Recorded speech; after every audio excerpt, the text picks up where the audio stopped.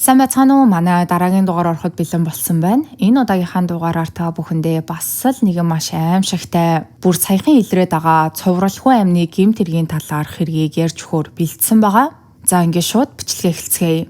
2026 оны 6 дугаар сарын 19-нд Philadelphia хотод байх Independence Gate дэлгүүрийн хажуухан талд эргүүл хийжсэн нэгэн замын цагтаа нэг сэжигтэй хар өнгийн машиныг зогсоон шалгадаг. Энэхүү машиныг зогсоох болсон шалтгаан нь жолоо бариад явж исэн хүн нь нэг тийм сэжигтэй үйлдэл гаргаад хажууд нь сууж яваа хүн рүү ууралж орилоод байгаа юм шиг харагдсан байгаа. Ингээд цагдаагийн офицер өнөөх машиныг зогсоочоод машин руу дөхөж очих үед жолоочийн суудлын дээр нэг эрэгтэй хүн суудсан, харин хажууд нь нэгэн эмэгтэй суугаад явж байдаг.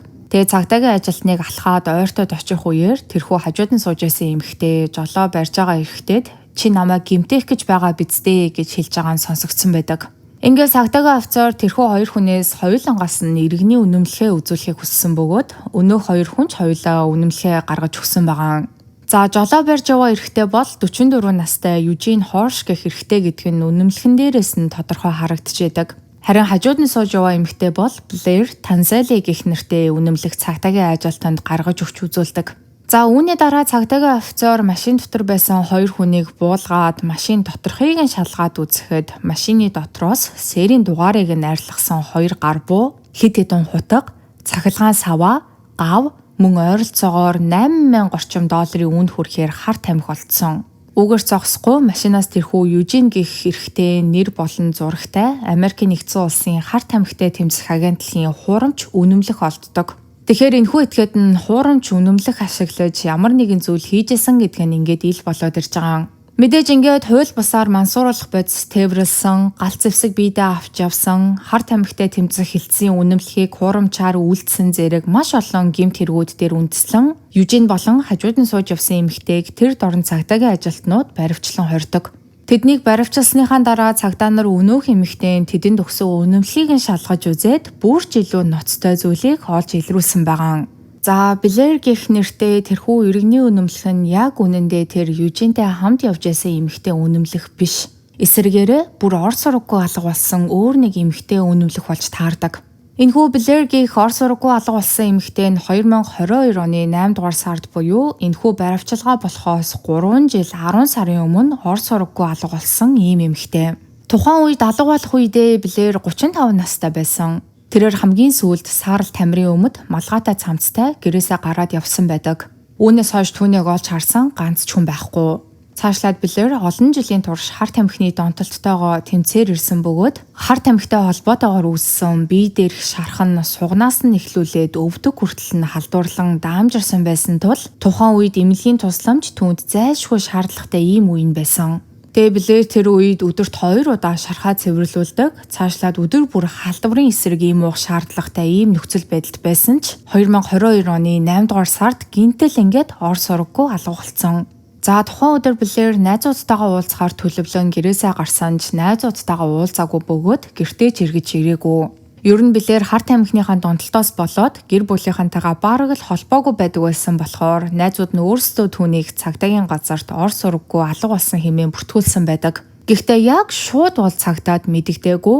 Бүтэн 6 сарын дараа буюу 2023 оны 2 дугаар сард түүнийг ор сураггүй алга болсныг албан ёсоор цагдаад мэдээлсэн. Учир нь Blair өмнө нь Kensington гэх хар тамхинд онцсон гэр оронгүй хүмүүсээр дүүрэн байдаг ийм дүүргээр их тэнүүчилдэг байсан. Тэгээ хар тамхи болон биеийн үнэлэлтийн хэрэгээр цагдаа дээр бас бүртгэлтэй. Ингээ болоогүй Raymond гэх эрэгтэйгээс хар тамхи авахар явахдаа хэд хоногоор алга болчоод буцаад ирдэг байсан болохоор найзууд нь анхандаа түүнийг тэгж агаад өмнөгшгөө буцаад хүрээд ирнэ гэж бодоод 6 сарын турш хүлээсэн байгаа. Гэхдээ тэрээр хизээж буцаж ирээгүй. 2026 онд Eugene болон энэхүү хажууд нь сууж явсан эмэгтэй баривчлагдах хүртэл Blair-ээс ямар ч сураг гараагүй хэвээрэл байсан. Ингээд цагдаагийн ажилтнууд Eugene-тэй хамт баривчлагдсан өнөөх эмэгтэйгээс энэ үнэмлэхнийхэн талаар асуухад тэрээр өөрийгөө Blair биш гэдгийг тэр дорн хүлээн зөвшөөрөөд Eugene түүнд энэхүү үнэмлэхийг өгч цагдаа нартай тааруул ашиглаарай хэмээн хэлсэн гэж цагдаа нарт тайлбарладаг. Тухайн эмэгтэй нь өөрөө энэ үед хэрэг толбогдоод эрен сурвалжлагдаж байсан болохоор энд тэнд өөрийн нэрийг ашиглах боломжгүй байсан. Үргэлжлүүлэн тэрээр "Би энэ Blair гэх эмэгтэйг ор сураггүй алга болсон гэж мэдээгүй. Гэхдээ Южиний энэ эмэгтэйн талаар ярьж байгаа байдлаас нь хараад түүнд ямар нэг муу зүйл тохиолдсон байх гэж бол гадарлаж байсан хэмээн ярьдаг. За ингээд цагдаагийн ажилтнууд Южинийг хар тамхи болон галц зэвсгийн хэрэгээр $500,000 барьцаа төлбөр төлөөд суллагдаж болно гэсэн заалттайгаар барьж хорьсон. Мэдээж Южинд $500,000 байгаагүй тул тэрээр шүүх хурал нь болох хүртэл шоронд хоригдно гэдг нь тодорхой болоод байгаа. Үүнээс гадна ердөө 2026 он гарснаас хойш л гэхэд Южин хэд хэдэн удаа хэрэгт холбогдоод амьдсан байдаг. Тэрээр 2026 оны 3 дугаар сард нэгэн эрэгтэйг гидсэнд нь хутгалсан хэрэгт холбогдсон шүүхээр орсон ч гол гэрчин шүүх хурал дээр ирээгүй тул 5 дугаар сард нь хэрэг нь хэрэгсгүй болж тэрээр суллагдсан. Үүний дараа яг тэр сарда гэртээ хар тамхи, хууль бус галц зэвсэг хадгалсан хэрэгээр 3 жилийн тэнсэн харгалзах ял авсан ба дараа сард нь гихтэл инхүү дахин баривчлагдсан нь энэ байсан. Ингээд түүнийг баривчлагдсны дараа хар тамхитай тэмцэх тасгийнхан болон Филадельфия хотын цагдаагийн газар хамтран Южиний оолны дүүрэгт байх гэрт нь нэгжлэг хийдэг. Гэтэл гэрээс нь дахиад өөр нэг хууль бус буу хориотой хар тамхи хийхэд зориулагдсан төхөөрөмжүүд FBI-ийн хуурамч үнэмлэх, үүнээс гадна дотроо чандартай 5 ширхэг савуулдсан. За үүнээс 6 хоногийн дараа буюу 7 дугаар сарын 25-нд хүн амны гэмт хэрэгтэд тэмцэх тасгийнхан болон галц зэвсэг тэсрэх бөмбөгтөд тэмцэх тасгийнхан хамтраад дахин Южиний гэрт нэгжлэг хийсэн ба энэ үедээ яг юу гэдг нь тодорхойгүй маш олон төрлийн бодисуудыг гэрээс нь илрүүлсэн байдаг. Южин бүр гэртээ нэг өрөөгөө лаборатори болгоод ашиглаж исэн байгаа. Ингээ үүнээс 2 хоногийн дараа Филадельфия хотын цагдаагийн газар нотлох баримтуудыг боловсруулахад тусламж хүсэн холбооны мөрдөх товчоо буюу FBI-д хандсан байдаг. За Южиний гэрээс олдсон гол анхаарал татгууц зүйлүүд нь яг юу байсан бэ гэхээр нөгөө ор сургаггүй алга болсон Блэр гэх эмэгтэй нэр дээрх хуурамч үнэмлэх болон зээлийн картууд, тодорхойгүй химийн бодис бүхий торхнууд болон усны шугамд холбогдсон 208 литрийн багтаамжтай торох, гэрийнхэн шалан дээрээс асар их хэмжээний цусны толб, за цаашлаад хүмүүсийг хэрхэн яргалж гэмтэх тухай наривчлан бичсэн гар бичмэл, 600,000 орчим гэрэл зураг болон 70,000 орчим видео бичлэгүүд олцсон. За тэгвэл Блэр гэх энэхүү эмэгтэй Южин хоёр яг хэрхэн нэгнээ мэддэг болсон бэ гэх асуулт эндээс гараад ирж байгаа. Тэгсэн Южин энэ гэртээ аав Реймондынхаа хамтаар амьдардаг байсан юм байлээ. Тэгээ өмнө нь дурдсанчлан Реймонд бол Блэрийн нөгөө хар тамхиа худалдаа авдаг байсан хүн нь. Гэхдээ Реймонд 2025 онд 82 наснда нас барсан байдаг. Тэгэхээр цагдаагийн ажилтнууд 2 сарын өмнө Южинийг баривчлах үед тэрээр айл хэдийн хорвоо дэлхий дээр байгаагүй гэсэн үг. За Реймондын хувьд тэрээр амьд зэрүүн байх үедээ хар тамхины хэрэгээр хэд хэдэн удаа ял шийтгэл авч шоронд хоригдчихсэн бөгөөд үүнээс гадна цуврал алуурчид болон хар тамхины хамааралтай эмэгтэйчүүдийн талаар насанд хүрэгчдийн ном бичиж богино хэмжээний кино хийдэг байсан юм байлээ. Тэгээ бүр тэр богино хэмжээний кинонуудаа хар тамхинд донсон эмэгтэйчүүдийг тоглуулад оронд нь тэдэнд хар тамхи өгдөг байсан. За Реймондын хувьд тэрээр 1943 оны 5 дугаар сарын 5-нд Пенсильвания мужид төрсөн. Тэгээ 26 настайдаа Underground Cinema 16 гэх нэртэй кино театраар ажиллаж агаад тусгай зөвшөөрөл авч чадаагүй тул кино театр нь хаагдсан байдаг. Үүнийхээ дараа тэрээр насанд хүрэгчдэд зориулсан ном бичиж эхэлсэн бөгөөд анхных нь ном нь Slaves буюу боолууд гэх нэртэй ийм ном. Тэгээ энэхүү ном нь 7 зарц эмэгтэйн талаар болон тэрхүү эмэгтэйчүүдийн эзнийхэн тухай гардаг маш тийм хэрцгий, бохир заваан зүйлсээр дүүрэн ийм ном байд юм байлээ. Харин үүнийхээ дараа Реймонд Ани гэх нэртэй донтолт болон булимия өвчнөөсөө болоод шаналж байгаа Ана Фернак гэх охины тэмдэглэлийг тухайн охин нас барсны дараа ном болгон хэвлүүлсэн байдаг. Цаашлаад 2014 онд тэрээр өөр нэгэн аимшигтай ном гаргасан нь Empathy гэх нэртэй цуврал алуурчны талаар ийм ном. За Реймонд гэх энэхүү эрэгтэй гэмт хэргийн түүх нь бол түүний 30 настай байхаас эхэлсэн байдаг.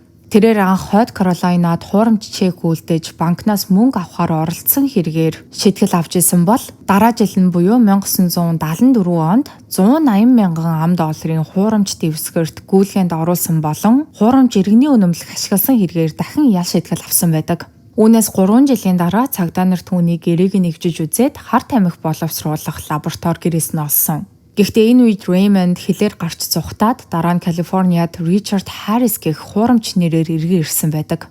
За ингээд тэрээр Невадад хэсэг хугацааны турш амьдарч байхдаа Анна Фернек буюу нөгөө 2 дахь хэвлэгдсэн номон дээр нь гардаг тэрхүү эмэгтэйтэй гэрэлсэн байлаа. Тэгээд тэд дундаасаа нэг хүүтэй болсон нь Южин. За Южинийг төрснөөс 8 жилийн дараа буюу 1985 онд Рэймонд эцэст нь нийгэм цагдаад баригдаж 3 жилийн хорих ял авсан. Үүний дараа 1989 онд түүний эхнэр Анна нас бардаг. Харин үүнээс ердөө жил гарангийн дараа тэрээр Эми Маккейл гэх эмэгтэйтэй дахин гэрэлсэн байдаг. Тэгээ анх 1990-ад оны эхээр буюу Эми дөнгөж 20 гаруй настай, харин Рэймонд 50 гаруй настай байх үед тэд анх танилцаад гэрлээд дараа нь 2004 онд салцгаасан.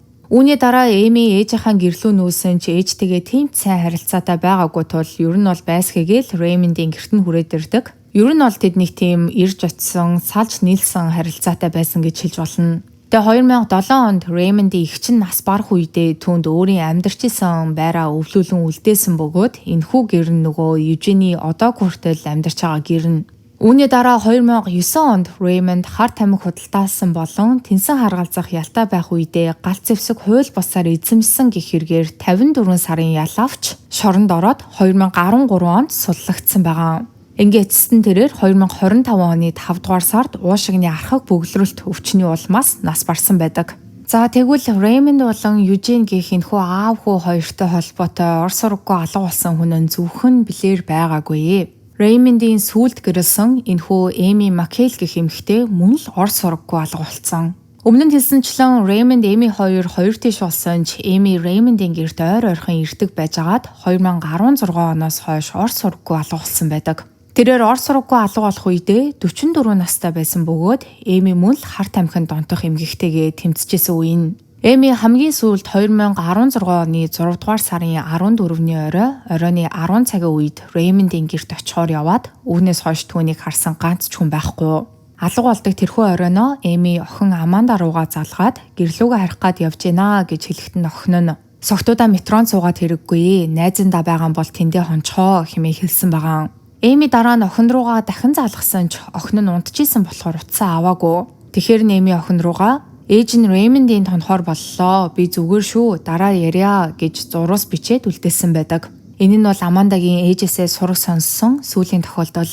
За Аманда ээжийнхаа алга болсон талаар ярихдаа ээж маань өмнө нь хэрэгт холбогдчихсэн. Бас сэтгцэн өвчтөй байсан учраас хууль сахиулагчид бидний хэлснийг огт тоож сонсоогүй. Гэхдээ би ээжээгаа зүгээр л өөрөө гарч яваад алга болчих хүн биш гэдгийг нь мэднэ. Ээж маань зүгээр нэг хар тамхинд донтогч байгаагүй. Тэрээр хар тамхинд донтсон олон эмэгтэйчүүдийн нэгэн адил золиос болсон хэмээн ярьсан байдаг. За 2016 онд Эмиг ор сургаггүй алга болсны дараа цагдаа нар Рэймондоос мэдүүлэг авах үед тэрээр хэлэхдээ "Тэр орой Эми манад ирээд бид хоёр хамтдаа уусан нь үнэн. Намайг унтахаар хэвтэх үед тэр манад байж л байсан. Харин өглөөс ирэхэд яваад өгсөн байсан" хэмээн мэдүүлсэн. Цаашлаад Эмиг сайн мэдэх ойр дотныхон хүмүүс түүнийг мансууруулах бодисоо хэрэглээд эхлэхээр хэд хоногоор хааныг тийшээ яваад өгдөг байснаас биш ор сургаггүй алга болж исэн удаа бол байхгүй хэмээн ярьсан байдаг. Дээрээс нь Эми гэр бүлийнхэнтэйгээ маш ойр дотно. Тэгээ Рэймонд өмнө нь Эмиг хэд хоногоор алга болох үед нь гэр бүлийнхэн рүү залгаад Эми зүгээр үү хаана байна гэд асуудаг байсан мөртлөө 2016 онд алга болсноос нь хойш гэр бүлийнхэнтэй нэг ч удаа холбоо бариагүй.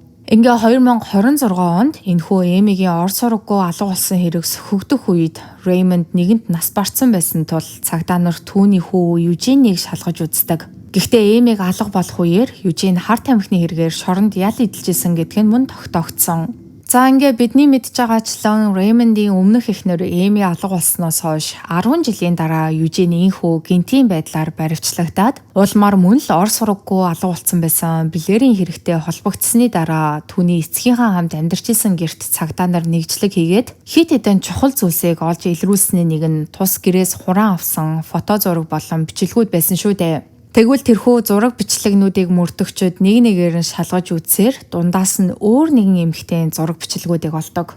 Гэтэл энэхүү эмэгтэй нь 2018 онд буюу Эмиг алга болсноос 2 жилийн дараа мөн л ор сургаггүй алга болсон Maribel Faze гэх эмэгтэй болох нь удалгүй тогтоогддог. Maribel-ийн хувьд тэрээр алга болох үедээ 27 настай Кенсингтон дүүрэгт амьдардаг ийм эмэгтэй байсан. Түүнийг хамгийн сүүлд 2018 оны 7 дугаар сард найз залуу нь харсан бөгөөд түүнээс хойш хинч түүнийг дахин олж хараагүй. За түүний гол таних тэмдэг гэх юм бол Maribel бор үстэй Латин Америк гаралтай эмэгтэй. Тэгээ хүзүүнийхээ баруун талд шувууны үд, гарын дээрээ Hello Kitty, гарынхаа хуруун дээр титэмтэй хатан хаан гэсэн шивэстэй. Цаашлаад бугуун дээрээ R болон D үсэг бүхий загалмай, мөн гуян дээрээ оддын шивэстэй ийм эмэгтэй. Түүнийг Орос ураггүй алга болсноос хойш түүний талаар ямар ч сураг гараагүй. Тэгсэн ингээд 8 жилийн дараа Raymond Eugene хоёрын амьдардаг байсан гэрээс түүний зураг болон бичлэгүүд нь олдсон байгаа. Хамгийн аимшигтай нь эхний хэдэн зураг бичлэгүүд дээр тэрээр амьд байгаа нь харагдчихсэн бол энэхүү бичлэгнүүдээс хэд хоногийн дараа авсан зураг бичлэгүүд дээр Maribel амьгүй болсон мэт харагдчихсэн байгаа. За тэгсэн бас ингээд болоогүй. Тухайн зураг бичлэгнүүд дээр нас барсан байдалтай харагдах эмэгтэй ганцхан Maribel байгаагүй. Maribel-аас гадна өөр нэг эмэгтэй байсан нь 2012 онд Орос ураггүй алга болсон 22 настай Gabriel Emerando гэх эмэгтэй. Габриэлагийн хувьд тэрээр маш нээлттэй, урлагийн мэдрэмжтэй, загвар фэшн сонирхолтой, үсний засалтаа байнга өөрчилдөг, маш өөдрөг охин байсан ч харамсалтай нь ахлах сургуулаа төгссөнийхөө дараа мансууруулах бодисны хамааралтай болсон байгаа. Тэгээ мөрдөгчүүд мөн л Maribel-ийн нэгэн адилаар Gabriel-ийн хэд хэдэн амьд байгаа зураг бичлэгүүдийг нь олоод дараа нь удалгүй түүний амьгүй мэт харагдах зураг бичлэгүүдийг нь мөн олж илрүүлсэн байдаг. Тэгэхээр энэхүү хоёр эмэгтэй ямар нэг байдлаар Eugene Raymond хоёрын амьдарчсан тухайн гэрт амьсгал хураасан гэдг нь тодорхой болоод ирж байгаа.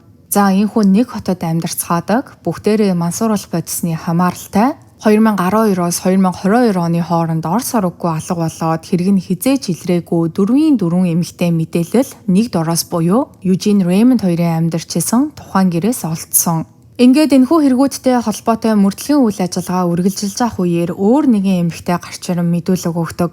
Тэгээ энэ эмэгтэйн гэрт нь Блэр асрагчаар ажиллаж исэн юм байлээ. Тэгээ нэг удаа Орос ураггүй алга болохоос өмнө Блэр түнд Eugene гэх эрэгтэйтэй мөнгнөөс болж маргалдсан тухайгаа яриад хэрвээ Eugene гэх тэр эрэгтэй өөрт нь ямар нэг муу зүйл хийх юм бол хэн ч энэ талаар олж мэдэж чадахгүй. Учир нь Eugene хүний цогцыг хайлуулж жорлон руу урсгаж зайлуулахад тусалдаг хүчтэй химийн бодисууд байгаа хэмээн ярьсан байдаг.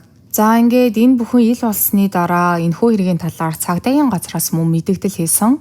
Цагдаагийн газраас өгсөн мэдээлэлдээ олон нийтийн сүлжээгээр энэхүү хэргийн талаар их хэмжээний цуурхал тархаж байгаа. С ิจ гтнүүдийн амьдарч исэн гэрт химийн туршилт хийгдчихсэн нь үнэн.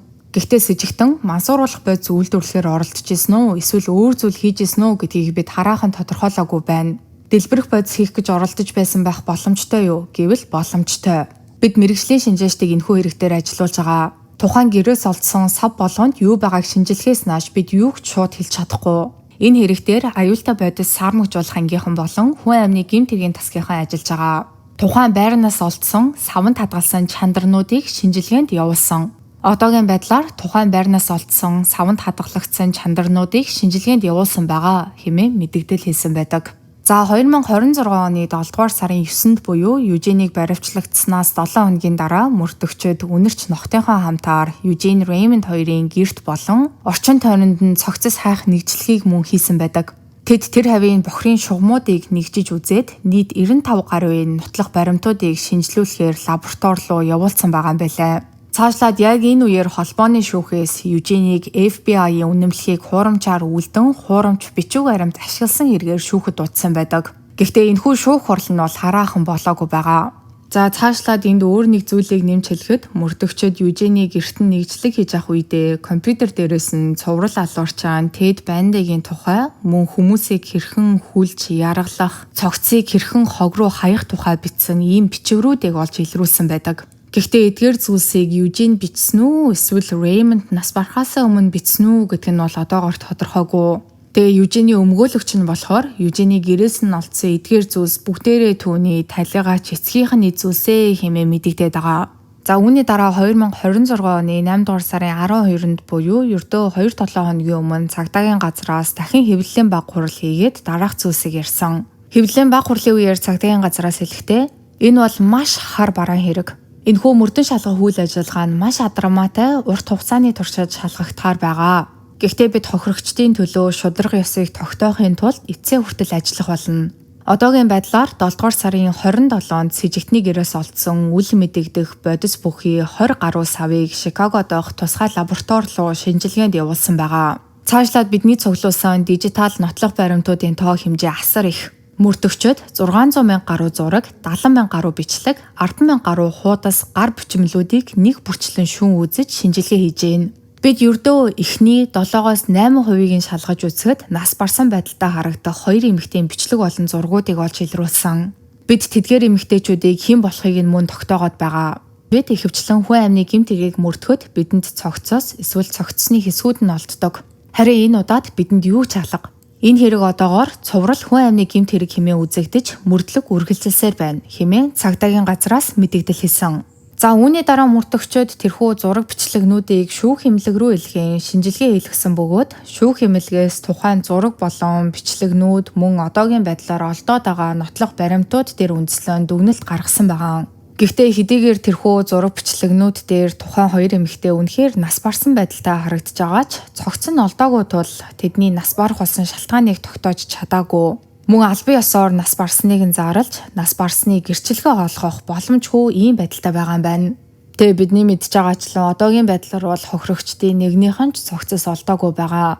Гэхдээ яг эхлээд тухайн зураг бичлэгнүүд дээр наривчилсан шинжилгээ хийж үзээд тухайн бичлэг болон зурагнууд нь бодтой бөгөөд ямар нэг байдлаар засвар хийгдээгүй байх юм бол шүүх эмнэлгийн дүгнэлтээр зурагт дүрслэгдсэн хүмүүсийг нас барсан гэж авч үзэх боломжтой юм байлээ.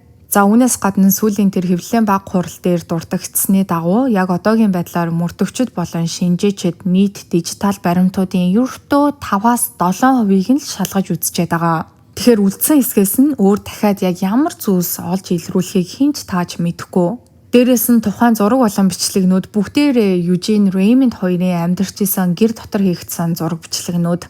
Тэгэхээр энэхүү хэрэг нь ерөөсөө л аав хүү хоёрын хамтдаа үйлдсэн цуврал хүн амны гэмт хэрэг болж таарад байгаа. За цаашлаад өмнө нь маш олон жилийн турш шүүгч прокуророор ажиллаж исэн шүүгч Чарльз энэхүү хэргийг өмнө нь гарч исэн эмэгтэйчүүдийг подволдо хорьж тамалдаг байсан цуврал алуурчин Гарри Хидникийн хэрэгтэй маш адилхан бүр аимшигтай ижил төстэй зүйлс маш олон харагдаж ийн хэмээн ярьсан байлээ. Тэгээ та хэд сонирхож байх юм бол би энэ Гарри Хидникийн хэрэгтийн талаар дараагийн бичлэг дээр оруулъя. За одоогийн байдлаар энэхүү хэрэг дээрх мөрдлийн үйл ажиллагаа үргэлжилсээр байгаа тул Южиний шүүх хурал нь хизээ болох яг ямар хэрэгт буруутгагдах зэрэг нь одоогоор тодорхойгүй байгаа. Ер нь бол дахиад ч өөр хохирогчдод гарч ирэхийг үгүйсэхгүй. Учир нь хэдхэн хоногийн өмнө өнөөх дижитал нотлох баримтууд дээрээс өөр нэгэн эмэгтэйн зураг бичлэг олдсон нь 2014 онд 24 настай байхдаа ор сургаггүй алга болсон Аманда Эндегийн охинтой маш төстэй харагдаж байгаа юм байна. Амандагийн хувьд тэрээр 2014 оны 6 дугаар сарын 3-нд гэрээсээ гараад алга болсон. Тэрээр Южин Рейнольд хоёрын амьдардаг байсан гэрээс машинаар ердөө 39 минутын зайтай амьдардаг байсан. Тэгээ Аманда 2 хүүхэдтэй тухайн үед тэд гэр бүлээрээ Флорида муж руу явж амарчаад буцаж ирээд 4 хоног исэн бөгөөд Аманда би энүүхийн тальд гарчаад ирээ гэж гэрээсээ гараад буцаж ирээгүй. Түүний ээж Жованагийн хэлж байгаагаар Аманда мөн л бусад хохирогчдын нэгэн адилаар тухайн үед харт амхинд донтох эмгэгээсээ салах гээд хичээж исэн үе нь. Тэгээ гэр бүлийнх нь түүнийг 2014 оны 8 дугаар сарын 27-нд буюу бараг алга болсноос нь сарын дараа ор сургаггүй алга болсон гэж цагдаа тэмдэглүүлсэн байдаг.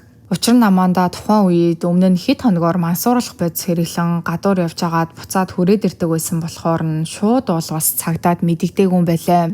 За гэхдээ яг одоогийн байдлаар бол цагдаагийн газраас тэрхүү зураг бичлэгэн дээр байгаа өөр нэг эмэгтэй нь Аманда мөн үү биш үү гэдэг талаар албан ёсны мэдэгдэл хийгээгүй байгаа.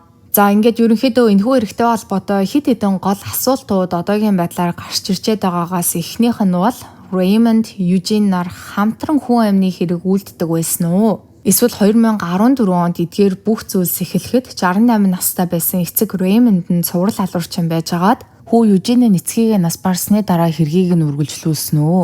За хоёр дахь нь тэдний цуврал алга үйлдэх болсон гол сэдэл нь яг юу байсан юм бэ?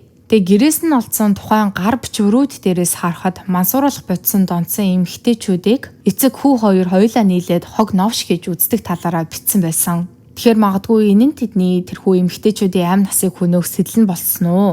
За үүнээс гадна хохирогчдын цогцснууд ер нь цаашид олдох уу үгүй юу гэдг нь бас л эргэлзээтэй байгаа. Хэрвээ тэд Южины гэрээс олдсон тэрхүү аюултай химийн бодисуудыг ашиглан цогцыг хайлуулад бохирын шугамар урсгасан бол яах вэ?